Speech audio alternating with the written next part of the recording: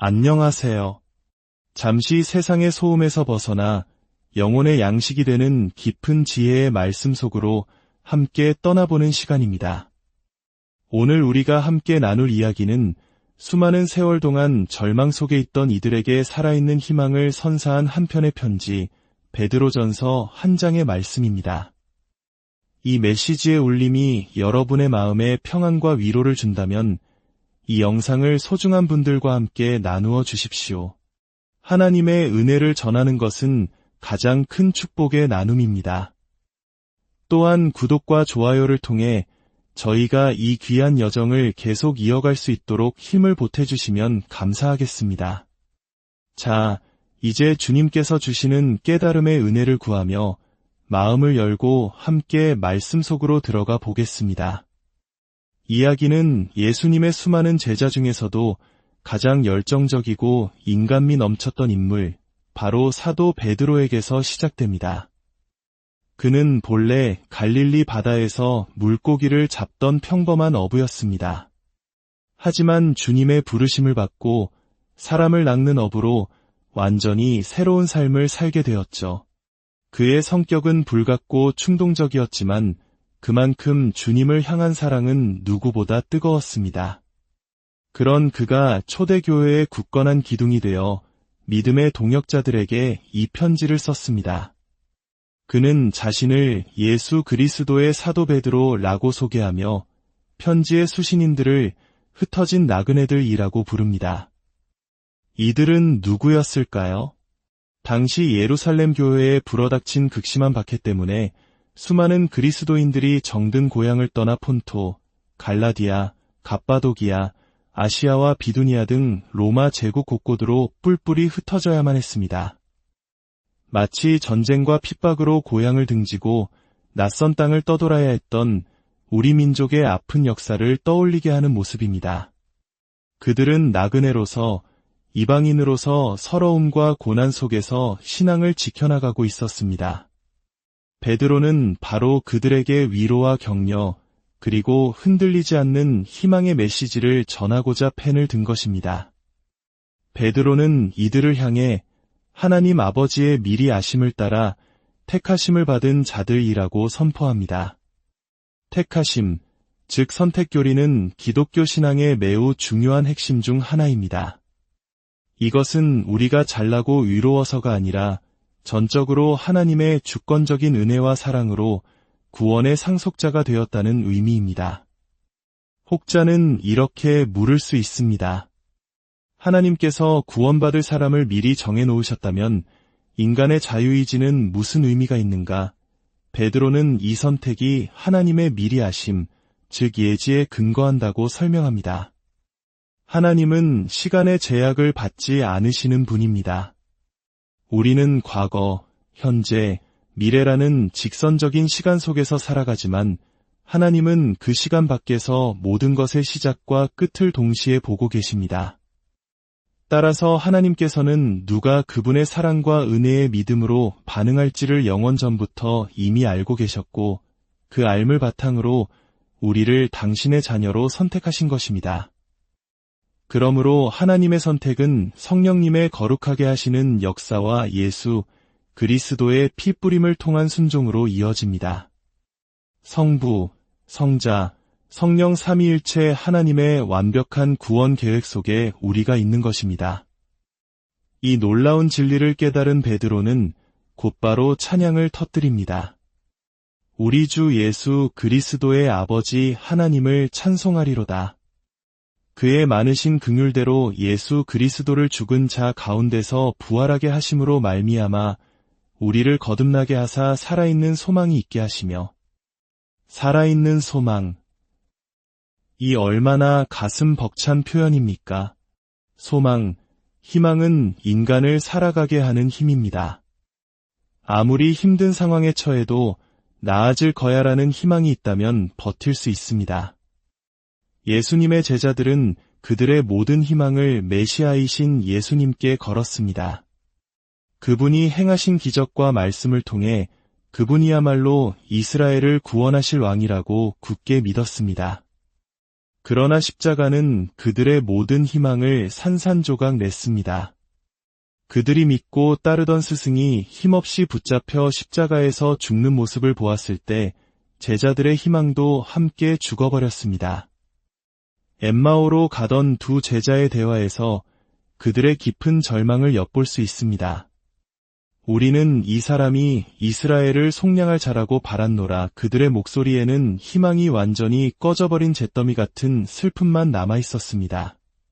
하지만 사흘 뒤 모든 것을 바꾸는 사건이 일어납니다. 바로 예수 그리스도의 부활입니다. 죽음의 권세를 이기고 다시 살아나신 주님을 만났을 때 제자들의 죽었던 희망은 다시 태어났습니다. 이전과는 비교할 수 없는 결코 죽지 않는 살아있는 소망으로 거듭난 것입니다. 오늘 우리가 가진 소망이 바로 이 살아있는 소망입니다. 우리의 영원한 생명과 하나님 나라에 대한 소망의 근거는 다른 무엇도 아닌 예수 그리스도께서 죽음에서 부활하셨다는 역사적 사실에 있습니다. 만약 예수님이 부활하지 않으셨다면 기독교 신앙은 아무런 의미가 없었을 것입니다. 그러나 그분의 부활은 우리의 믿음과 소망을 헛되지 않게 하는 영원한 반석이 되었습니다. 이 살아있는 소망은 우리에게 썩지 않고 더럽지 않고 쇠하지 아니하는 유업, 즉 하늘에 간직된 영원한 기업을 약속합니다. 이 세상의 모든 것은 시간이 지나면 낡고 썩고 사라집니다. 우리가 그토록 소중히 여기는 금이나 은도 마찬가지입니다. 하지만 하나님께서 우리를 위해 예비하신 하늘의 유업은 영원하며 결코 변치 않습니다. 그렇다면 여기서 또 하나의 질문이 생깁니다. 우리에게 이토록 영광스러운 소망과 유업이 보장되어 있다면 왜 우리는 이 땅에서 여전히 고난과 시련을 겪어야 하는 것일까요? 베드로는 이 질문에 대해 놀라운 통찰을 제시합니다. 그는 말합니다. 그러므로 너희가 이제 여러 가지 시험으로 말미암아 잠깐 근심하게 되지 않을 수 없으나 오히려 크게 기뻐하는도다. 너희 믿음의 확실함은 불로 연단하여도 없어질 금보다 더 귀하여. 시련은 우리의 믿음을 파괴하기 위한 것이 아니라 오히려 정련하고 순수하게 만들기 위한 하나님의 도구라는 것입니다. 마치 용광로의 뜨거운 불이 금에서 불순물을 제거하여 순금으로 만들듯이 하나님께서는 시련이라는 불을 통해 우리 믿음 속의 불순물들을 태우시고 더 순결하고 강하게 만드십니다. 그래서 우리의 믿음이 세상의 그 어떤 금보다도 더 귀한 가치를 지니게 되는 것입니다. 지금 겪는 고난이 힘들고 아플지라도 이 과정을 통해 우리의 믿음이 정금같이 단련되어 예수 그리스도께서 다시 오시는 그날의 칭찬과 영광과 존귀를 얻게 될 것을 믿어야 합니다. 우리는 예수님을 눈으로 직접 보지 못했습니다. 그러나 우리는 그분을 사랑합니다. 지금도 보지 못하지만 그분을 믿고 말할 수 없는 영광스러운 즐거움으로 기뻐합니다. 이 기쁨은 세상이 주는 쾌락과는 비교할 수 없는 우리 영혼 깊은 곳에서부터 솟아나는 구원의 기쁨입니다. 이 구원의 신비는 구약시대의 선지자들도 온전히 이해하지 못했던 것입니다. 이사야와 같은 선지자들은 성령의 감동으로 메시아에 대해 예언했습니다. 그들은 메시아가 다윗의 왕좌에 앉아 영원히 통치할 것이라는 영광스러운 예언과 동시에 그가 고난받고 버림받으며 우리 죄를 위해 죽임당할 것이라는 고통스러운 예언을 기록했습니다. 그들 스스로도 이 두 가지 상반된 예언이 어떻게 한 인물에게서 성취될 수 있는지 무척이나 궁금해하며 연구했습니다. 하지만 하나님께서는 그 모든 비밀이 그들 자신을 위한 것이 아니라 바로 오늘날 복음을 듣는 우리를 위한 것임을 알려주셨습니다. 우리는 역사의 완성을 통해 메시아의 고난과 죽음이 인류 구원을 위한 필수적인 과정이었음을 명확히 깨닫게 된 세대입니다. 천사들조차도 흠모하며 살펴보기를 원했던 놀라운 구원의 경륜이 바로 우리에게 주어진 것입니다. 이처럼 놀라운 구원의 진리를 깨달았다면 우리는 어떻게 살아야 할까요? 베드로는 단호하게 권면합니다. 그러므로 너희 마음의 허리를 동이고 근신하여 너희가 순종하는 자식처럼 전에 알지 못할 때에 따르던 너희 사욕을 본받지 말고 오직 너희를 부르신 거룩한 이처럼 너희도 모든 행실에 거룩한 자가 되라. 마음의 허리를 동인다는 것은 정신을 바짝 차리고 진지한 태도로 삶에 임하라는 뜻입니다. 거듭나기 전 우리는 하나님을 알지 못하는 무지 속에서 육체의 욕망이 이끄는 대로 살아갔습니다. 그러나 이제 우리는 하나님의 자녀가 되었으니 이전의 헛된 삶의 방식을 버리고 우리를 부르신 하나님처럼 모든 면에서 거룩한 삶을 살아야 합니다. 왜냐하면 내가 거룩하니 너희도 거룩할지어다 라고 기록되었기 때문입니다. 우리가 이전의 삶에서 구속받은 것은 없어질 은이나 금 같은 것으로 된 것이 아닙니다. 그것은 오직 흠없고 점 없는 어린 양 같으신 그리스도의 보배로운 피로 된 것입니다. 구약시대 유월절 이스라엘 백성은 어린 양의 피를 문설주에 발라 죽음의 재앙을 피했습니다. 이는 장차 오실 예수 그리스도의 그림자였습니다.